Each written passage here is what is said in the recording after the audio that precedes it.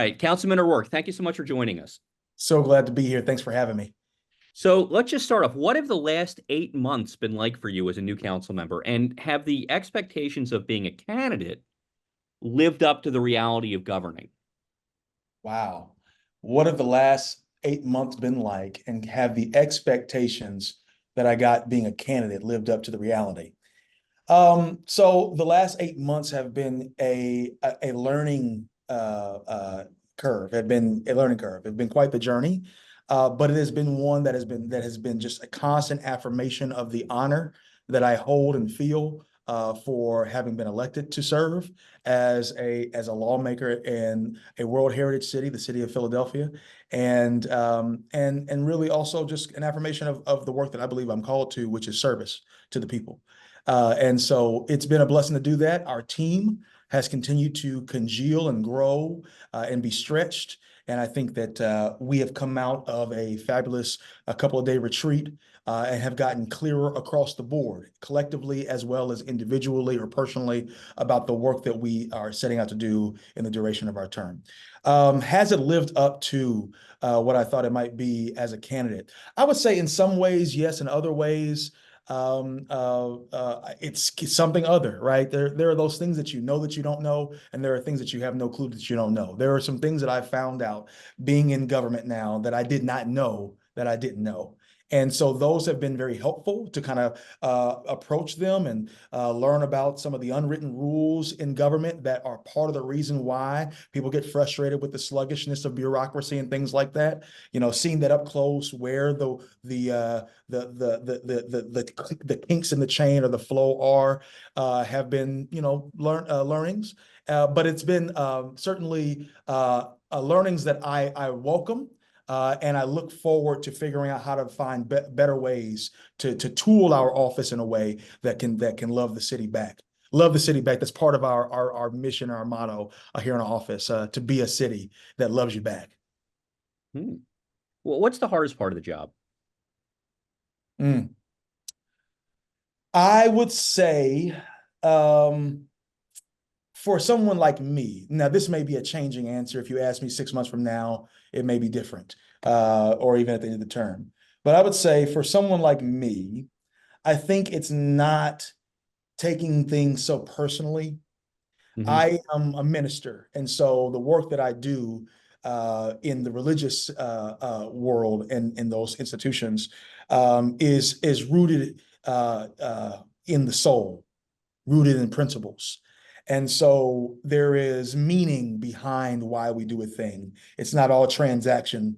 It's toward transformation. It's supposed to be more robust. And being in an environment when, take your pick, take your issue, it may or it may not be informed by all the things that are righteous. Sometimes dealing with that is a little challenging for me. Not to make myself more righteous than I am. Just I was an organizer in faith spaces. And I remember when I came out of that and got in the explicitly political and secular, how grimy politics can feel, and how just like soulless, where decisions are made because of expediency as opposed to because it materially makes the lives of working people better. So I think dealing with that and seeing that up close, sometimes it makes you second guess yourself, because are you being naive? Because you Hmm. may want to take a particular position and hoping of the system to be more than what it actually is, or have you not lived long enough? Those sorts of things. I am a young man, so I have found that to be challenging and made me second guess myself at times. But again, I have a really good team around me, and I maintain good counsel as well. And so I believe that even though it is difficult, I've been able to navigate it, well enough, because I'm still standing. So here we are. Well, I think it's a good thing when you say sometimes I second guess because that means you're thoughtful about it. I Mm. think that's a strength actually. And the fact that you might be change your mind somewhere down the road, there's nothing wrong with that. That new facts come to light, and I think that's what people want to hear. Well, I'm glad So, you said that. Thank you for saying well, I that. think so, right? I mean, we can never be locked into things like that. Yeah. So I'm interested. we've discussed this before, and I asked this question to a lot of different people, but you've said some really interesting things that I think are important for people to understand and to hear more about. So the broad question is, how do we eliminate poverty in this city, right? Mhm, And I say eliminate. I'm not saying reduce. I'm saying eliminate.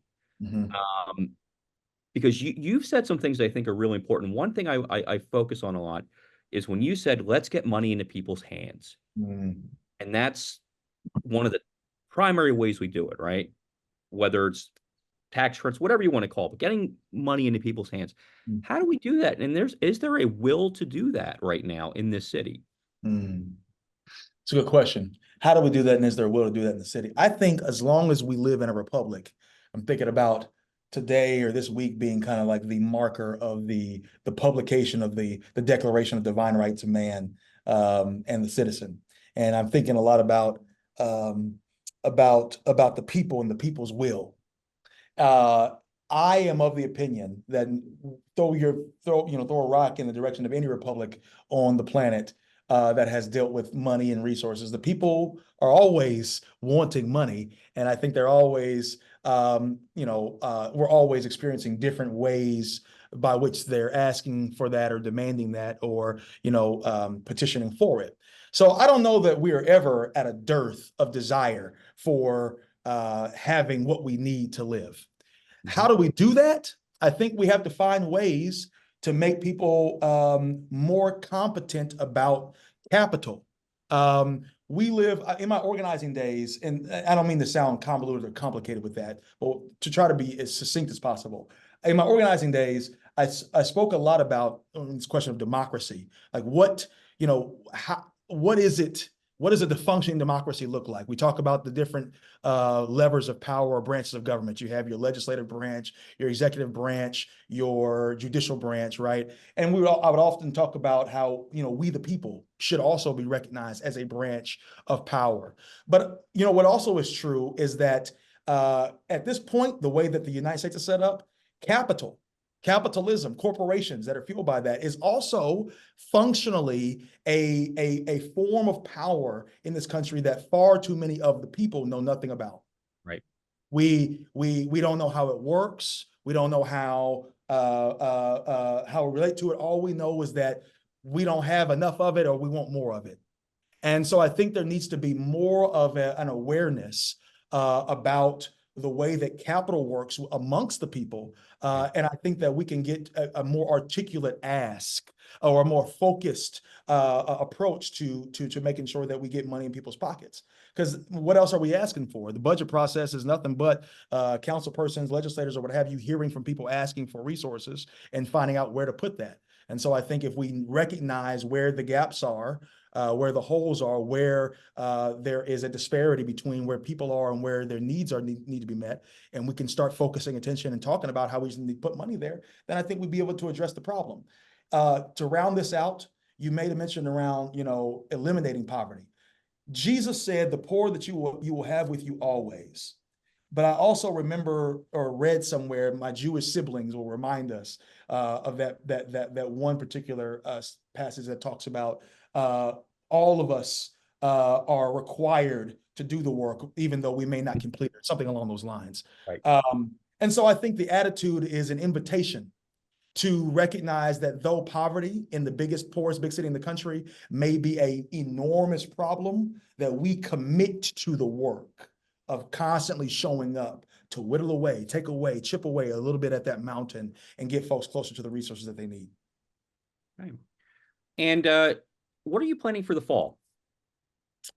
Well, I mean, there are a number of things that we are looking forward to and excited about, or at least just kind of expecting that we think that might be looming. There, lots of conversation I imagine will emerge in the public, in the people's house around road safety. I imagine there will continuously be more conversation around housing. Certainly in this election cycle, that will come up more. I know President Biden mentioned this in the midst of him running before he pulled back from the race. So I imagine Vice President Harris and former President Trump will talk about it too. Just the question around housing and access to that. So that will be something that I look forward to talking about, and even our office putting some advancing some more work and legislation around that, having some hearings perhaps related to that. I think many folks are probably anticipating that looming discussion around an arena or something along those lines. So, looking forward to engaging around that conversation as well for the people as well. So yeah, I can go into more detail, but that's kind of what's on the horizon that we expect. Okay, great. I'd like to bring in Denise Clay Murray here on Philadelphia Hall Monitor.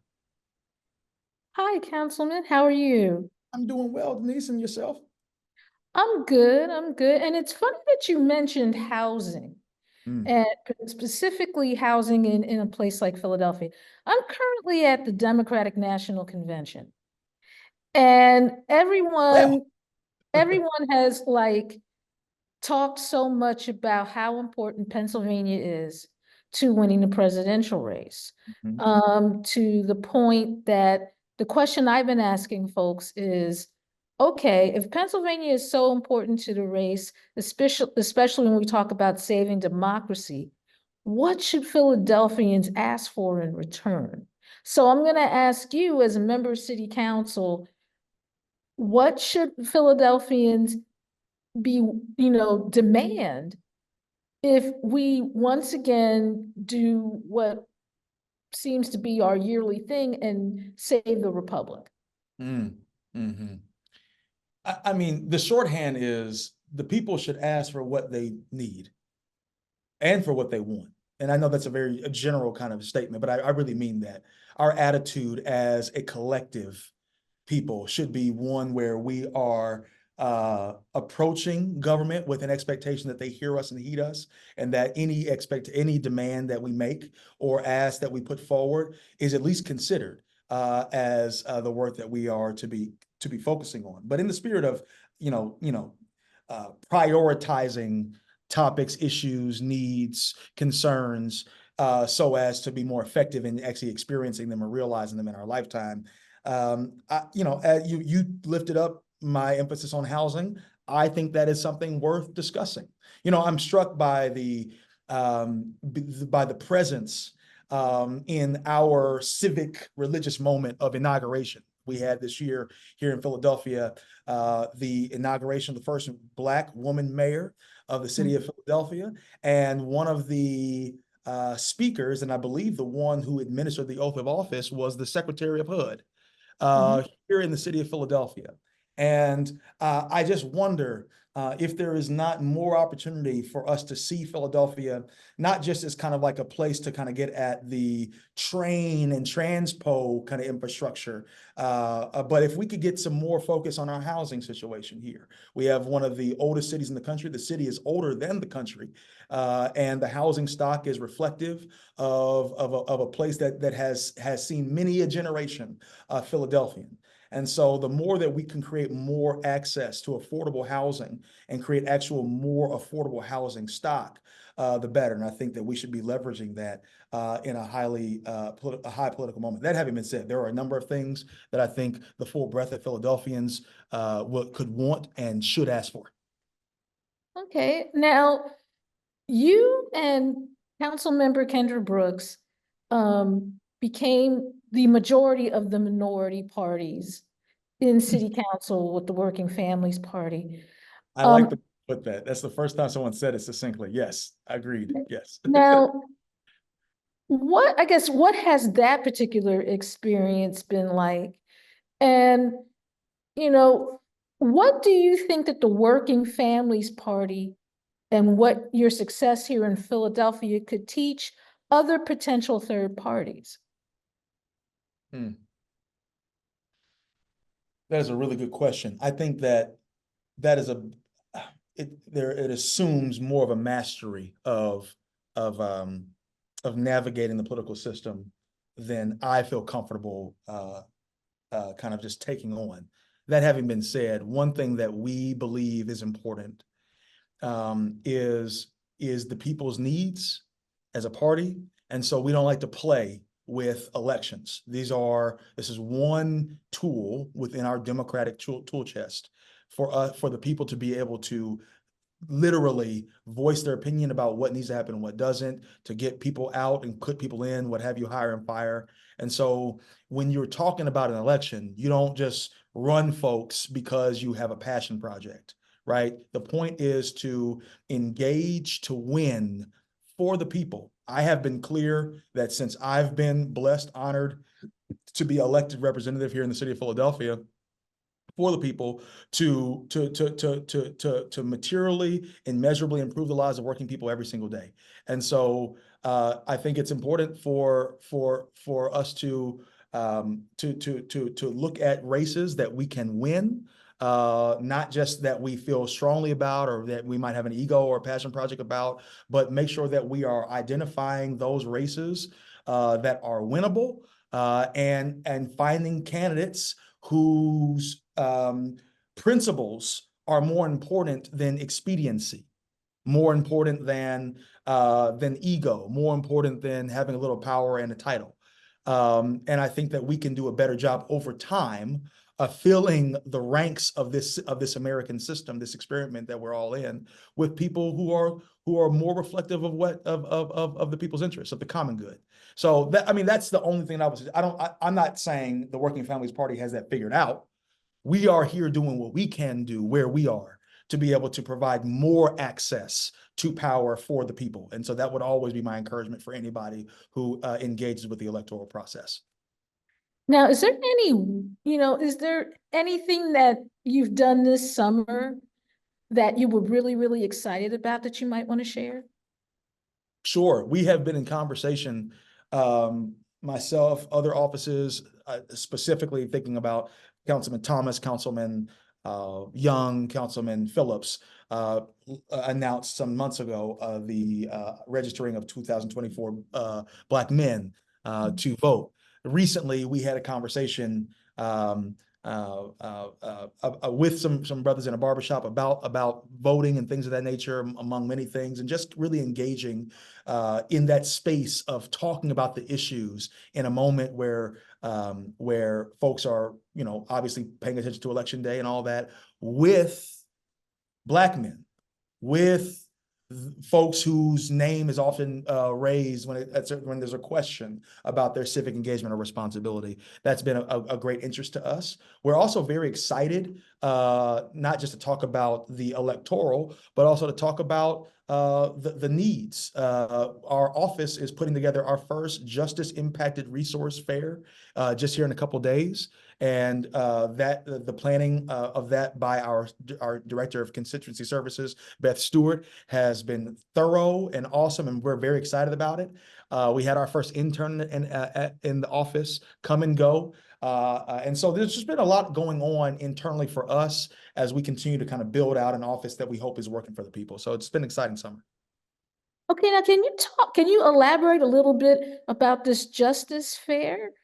Who does it benefit? I mean, who would it benefit, and when is it, so that, maybe our listeners and viewers could go check it out? Thank you for asking that question. Yes. So our Justice Fair, we're calling it the Working Families Justice Impacted Community Resource Fair. A long name, but it's got a lot of meaning in it. Again, the Working Families Justice Impacted Community Resource Fair. It's going to be on Friday, December the 13th.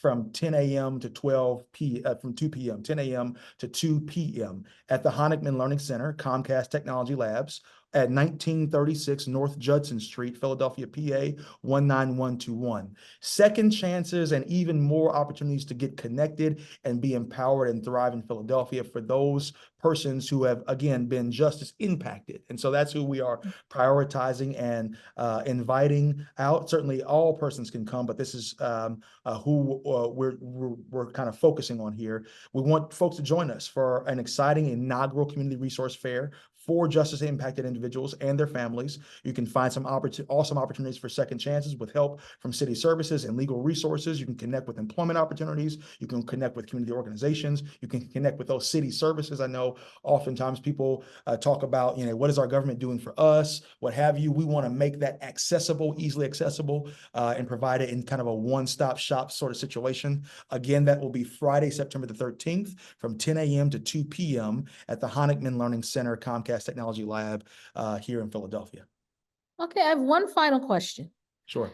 when you got elected, you joined a tradition in the Black community of people coming from the church to participate in civic matters. Mm.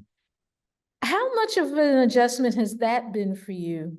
And I think I might have asked you this when you were first elected, what can you bring from your church experience to city council? Have you figured out what that is, and have you been able to bring it? Sure. Thank you for asking this question. I think what I've realized is that the nature of serving in the church and really and being involved in the church and in faith in general across tradition is being led of the Spirit. And that is a passage that I recall being read somewhere where they said, those who are led by the Spirit of God will be children of God. And so for me, I have realized that the same thing that carries me in the work of service in the religious sector is the same thing that will carry me in the work of service in the secular sector, in the public sector. And that is spirit. That is the thing that is often devoid. We have, I think, at least literally, legally, a separation of church and state, and that holds. That is not the same as a divorce of morals and law and ethics and governance, right? There is a righteousness, a sensitivity to the needs of the people, where pain is happening and what people are yearning for, that is to be included in the political. That's the point. We are people. That's what it means to be a republic, right? It is an ordered representative society of people, and we are expressing our desires, our wants, our hopes, our dreams in this experiment called the United States of America. And so who better, or than people and persons who are intentionally, not haphazardly, but on purpose, checking in with their values, checking into the thing that anchors them, that keeps them going. As the old ancients would call them, the Ancient of Days, however you fashion God or spirit. And so I found that accessing and being intentional about, my prayer life and meditation and reflection and contemplation, that those things have thoroughly helped me show up better. First, with myself and my home life and my family. Second, with my staff, the team that we're building. And then hopefully, as we emerge back into the fall session, in the ring, as we like to call it in our office, we'll show up that way in the chamber. Okay, well, thank you so much for spending some time with us. We really appreciate it. Thank you. And thank you so much. Thank you, Denise. Thank you for having me. Oh, no problem. Okay, now I got to figure out how to stop this recording because Larry made me okay. It says it's being recorded. It doesn't say how to stop the recording. Oh, never mind. I found it.